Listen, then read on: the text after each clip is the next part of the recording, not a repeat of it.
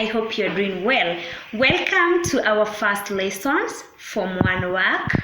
And today we are learning leadership in God's plan. That's David and Solomon. And I'm your teacher, Madam Veronica. Hope you're going to enjoy the lesson. And let's work together. Keep watching, keep tuned till the end. When you're talking about leadership in Israel, you will find that when God delivered the children of Israel from Egypt, at first these people, they were led by judges, and God was their king, until it reaches to a point whereby now the Israelites, after they settled in Canaan, they demanded for a king. They wanted a God that they could approach and see. You will find that as much as God did a lot to show them that He was the powerful God, as much as God walked with them throughout the journey, these people, they had weak faith. At one point, they thought to themselves that they were not sure of what kind of leadership were they having. They were not sure of kind of God who was leading them. So they wanted now to be like any other nations. And you will find that when these people asked for a king, Samuel at that point, he was the judge, and he was really against it, but they really demanded for a king. And when you read 1 Samuel chapter 8 verse 1 to 9, you will find that these people gave a number of reasons why they wanted a king. As much as Samuel opposed their idea of having an earthly king, he had to give in to their request since he could not do anything anymore. And you will find that one of the things that these people told Samuel, they told Samuel that they needed a king so that they can be like any other nation. You will find that their neighbors, that's Canaanites and other communities, they had earthly kings. So they wanted also to have a king so that they can identify themselves with other community. Another reason why the people of Israel, they wanted a king, you will find that they had so many enemies, and at one point they needed a physical king, a physical leader who could lead them to the war. And that reason why these people asked for a king, you will find that these people, you will find that Samuel was growing old and he could not control them. And also the sons of Samuel who took over from their father, they were so corrupt. And the Israelites could not continue to persevere, and they could not continue to tolerate the things that these sons of Samuel, they were doing. So they decided that now we can have a king of our own choice. Then another thing, you will find that these people, they also wanted a physical leader that they could see and approach. Other nations, they had leaders whom they were approaching and seeing. So also the people of Israel, they wanted a king that they could approach and see, maybe in times of crisis like hunger, like war. Another thing, you will find that they wanted a stable political government. Other communities or other nations that surrounded the Israelites, they had a political form of government. And also the people of Israel demanded a king so that they can also have a political form of government. Since Samuel did not have any other option, he had to grant them their favor for asking a king. But he went ahead and gave them a number of reasons why he was against kingship in Israel. Samuel was not into idea of having a king, because you will find that one thing why Samuel was against kingship, you will find that the Israelites asking for an earthly king, one, it meant that they had rejected God as their king. They showed lack of faith. They showed lack of trust. As much as this is the supreme God who delivered them, they had forgotten everything that God had done to them. And so by asking for a king, it meant that they had rejected God as their king, and Samuel, being a prophet of God, he was not happy and he was not in for it. Then another thing, Samuel told them that once they get an earthly king, they will lose their identity. Remember when God delivered these people from Egypt, he promised to make them a priesthood family. He promised to make them a holy nation, and you will find that he also promised to make them his own people. So by asking for a king, it meant that the Israelites, they could lose their identity like as the people of God, and they could become like any other person in the land of Canaan. Another reason why Solomon was against kingship, you will find that he warned them that the king that they wanted, he could oppress them. He told them that the same king that they are asking for, he will take their daughters as the maid, and also he will force their sons to work in the army. And you will find that apart from doing all that, also the king could grab their land. And a good example here, we can see King Ahab, who grabbed Naboth's vineyard, and together with his wife Jezebel, they had Naboth been killed. This is one of the things that Samuel had foreseen before the Israelites were given their first king. Another thing, you will find that also Samuel told them that the king that they are asking for will introduce forced labor and he will oppress them.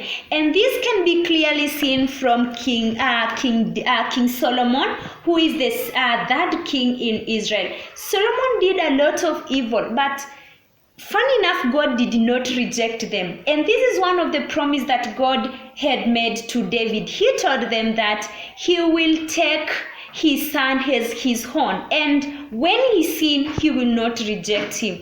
And that's why some people wonder, how comes Solomon married so many wives, Solomon committed so many sins, but God did not reject him? It's because he had promised that when David's son sins, he will not reject him. So you will find that those are some of the reasons that Samuel gave against kingship. Now, after Samuel gave out their reasons and gave out reasons against kingship, you will find that he went ahead and anointed the first king of Israel, who was Saul, the son of Kish. Saul, the son of Kish, became the first king of Israel. At first, Saul was obedient. Saul was listening to the prophets of God, and Saul was doing according to God's will. But in between, you will find that at one point, Saul sinned against God. He became impatient. They were faced with challenges. They were faced with by enemies, and Samuel was away. It's only the priest that Samuel was supposed to perform some rituals so that these people, they can go to war, like burning incense. And since Samuel was away, Saul decided to assume the role of a priest, and he went to the temple, offered sacrifice, and burnt incense. Immediately he did it, Samuel appeared, and he told them, "For whatever you have done, God has rejected you." It's from that the Spirit of God left Saul, and evil spirit entered Saul, and he decided now to do or to operate in human nature. That's why he became jealousy. After he was rejected, you will find that God sent Samuel to anoint David as the second king of Israel at a tender age. And when Saul heard that another king he had been appointed, he was not happy. Actually, he knew very well, if another king has been appointed, it's clearly showing that God has already rejected him, and anytime David can take over. Jealousy, evil spirit, entered Saul, and now he was seeking to kill David. But God could not allow it to happen because he had plan for David. He protected David. And David, being a man of God, being a man who was anointed by God, at one point he got a chance to kill Saul, but he did not because he was God-fearing. Remember very well, this is the same young boy, this is the same man who used to sing, who used to play harps to Saul when the evil spirit had tormented him, and he could relax and have faith. So at one point, Saul and his people went to the war, and when things got tough, Saul could not wait his enemy to kill him, so he had to commit suicide. The last failure that King Saul did. So you will find that through that the regime or the reign of King Saul came to an end. So in summary, when you're talking about the achievement of King Saul, one, he received a public anointing from God. So that one, it's an achievement. When God anoints you, you have achieved, because God doesn't take people from nowhere just to serve him. He must observe you. He must see that this is the person who can carry out my task. So he was anointed by God. Then another thing, you will find that at the beginning also Saul was listening to the prophets of God. And another thing, another achievement, you will find that Saul also led the people of Israel to the war, and they won a number of wars. When you're talking about also the failure, one thing you will find that Saul disrespected the prophets of God by assuming the role of a priest. Saul had disrespected the prophets of God. Then another thing you will find that when God rejected Saul, evil spirits entered Saul and he sought to kill David. Another thing, he disobeyed the rule of Hiram. This is whereby Saul went to the war with his people, and he was commanded by God to go and destroy everything. But due to his greed, he went, spared King Agag. Then also he spared the fat animals. And when God asked him why he had done that, he said that he had spared King Agag and the fat animals so that he can offer them as a sacrifice to him. That was a failure because God was not interested with fat sacrifice or anything from that land. Also, another thing you will find that another failure of King Saul, he committed suicide. Remember, life is precious. Remember, life is a God-given gift. Life is sacred, and God being the giver of life, he's the only one who is allowed to take that life back.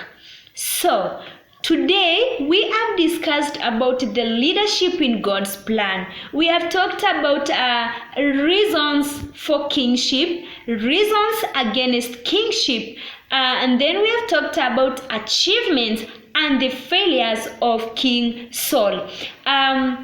We have come to the end of our today's lesson. I hope it was enjoyable. I hope you have learned something, especially to candidates. It's very important for you to go through Form 1 work, and it will help you to prepare in your paper 1. So thank you so much for keeping watching. Thank you so much for staying tuned. So have a blessed day till we meet again. For any questions, my number is there. You can call it and I can give you assistance where possible. Goodbye. See you in our next lesson.